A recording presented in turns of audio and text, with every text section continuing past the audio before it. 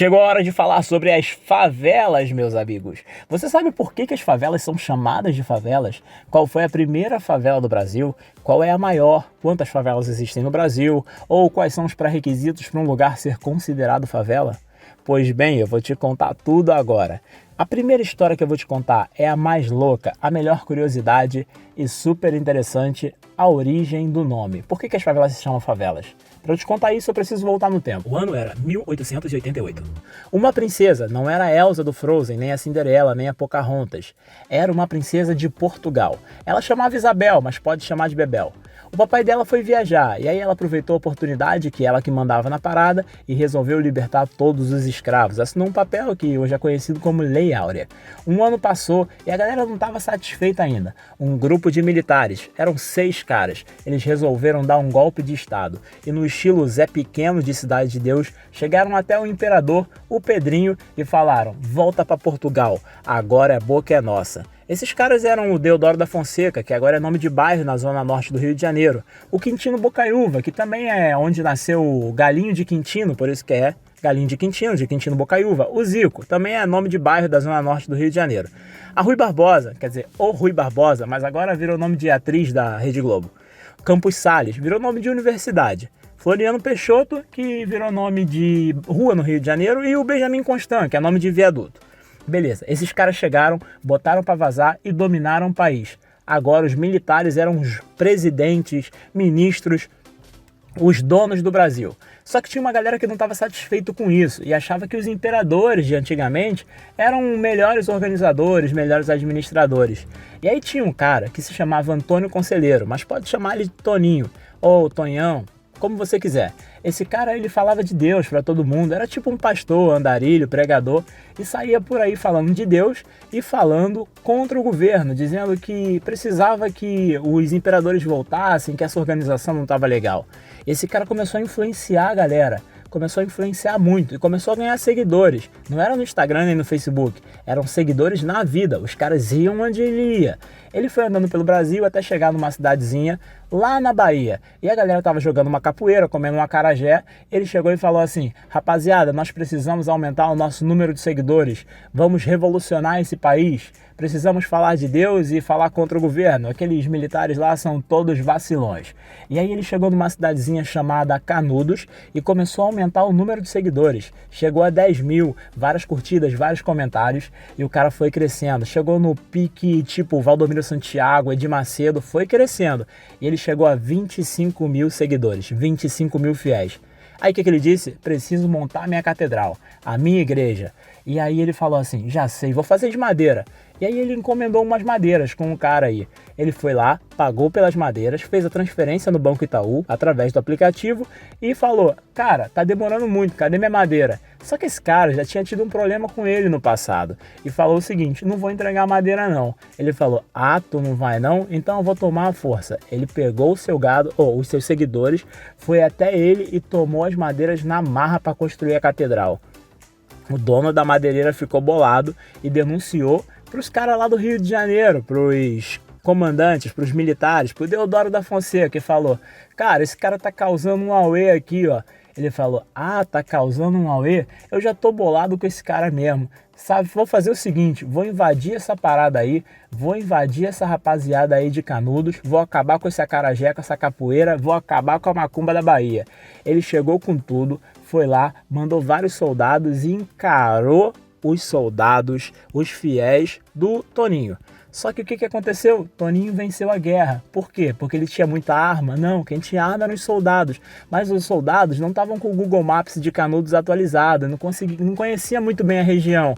Mas os caras conheciam, então usaram isso a favor, fizeram várias armadilhas e acabaram com os soldados do Deodoro da Fonseca. O Deodoro falou assim: não vai ficar assim não, vou tentar de novo. Tentou 2 vezes, não conseguiu, tentou 3, não conseguiu. Só na 4ª vez que eles conseguiram acabar com o Toninho e acabou também com a cidade toda de Canudos. E aí o que aconteceu? A guerra acabou, Toninho foi vencido e os soldados voltaram para o Rio de Janeiro. Só que os soldados não tinham para onde ir, porque já não tinha mais salário, a crise estava instalada. E aí o Deodoro falou: cara, tem um morro aí. É um morro bem no centro do Rio de Janeiro, do lado da onde hoje tem a Central do Brasil, da Fernanda Montenegro, lembra daquele filme do Josué? quase ganhou o Oscar. Então, ali do ladinho tem um morro. O morro chama Morro da Providência hoje, Favela da Providência. Por que favela? Porque lá em cima desse morro, nessa época, tinham várias plantas que se chamavam favelas. E aí os soldados foram para lá, porque não tinha para onde ir, e começaram a construir os barracos dele, construir aquelas casas informais que a gente conhece hoje. E aí perguntavam para os soldados: onde é que você mora? Para onde você vai? E eles falavam: eu vou lá para as favelas, se referindo à planta. Nas favelas, o Morro das Favelas, o Morro das Favelas. E acabou pegando. Em 1920, uns 20 e poucos anos depois disso, todos os lugares na cidade e no Brasil inteiro onde se construíam casas irregulares nesse mesmo formato, começou a ser chamado de favelas. Mas por quê? Por causa daquela primeira favela. É por isso que as favelas são chamadas de favelas. Se ligou? Agora eu vou te falar sobre outros tipos de favelas. Por exemplo, você sabia que no Rio de Janeiro algumas favelas são turísticas? São tão famosas que já receberam até a visita do Michael Jackson, por exemplo. O David Beckham, lembra? Aquele que jogava futebol pela Inglaterra, casou com aquela popstar, aquela menina chamada Victoria Beckham, que fazia parte daquele grupo das Spice Girls. Então, esse cara aí comprou uma casa numa favela no Rio de Janeiro.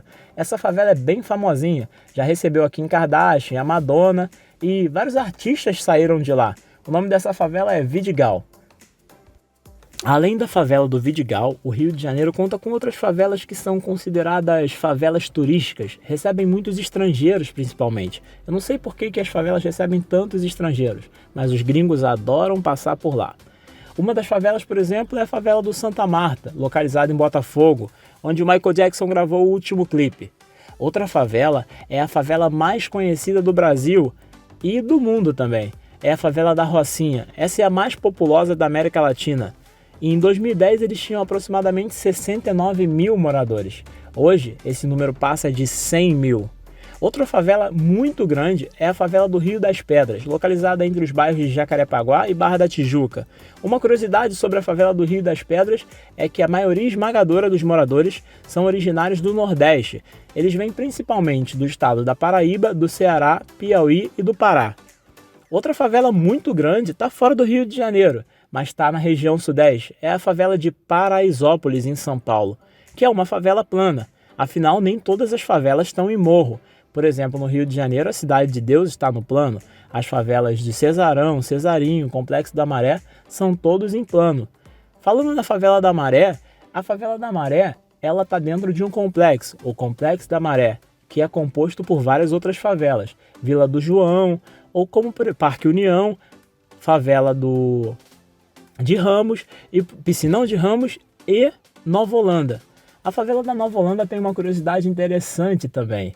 O nome se deu por conta da semelhança com o país europeu, a Holanda, os Países Baixos, que foi um país que foi construído abaixo do nível do mar. E como essa região da Nova Holanda foi aterrada e construída no nível do mar e algumas partes abaixo do nível do mar, ganhou esse nome, é a Nova Holanda. O Rio de Janeiro tem muitos complexos por conta da junção de várias favelas aglomeradas. Temos o Complexo do Alemão, o Complexo da Penha, o próprio Complexo da Maré. Temos o Complexo de Manguinhos, que está do lado da favela de Jacaré e do Jacarezinho, onde nasceu o craque Romário. Sejam planas ou sejam em morros, seja no Rio de Janeiro, em São Paulo, no Sul ou no Nordeste e até no Centro-Oeste. Até 2010, os números eram 6.329 favelas em 5.065 municípios. Espero que vocês tenham gostado das histórias e das curiosidades sobre favelas. Favela, favela, favela. Será que você sabe quantas vezes eu falei favela durante todo esse vídeo? Boa sorte, boa semana.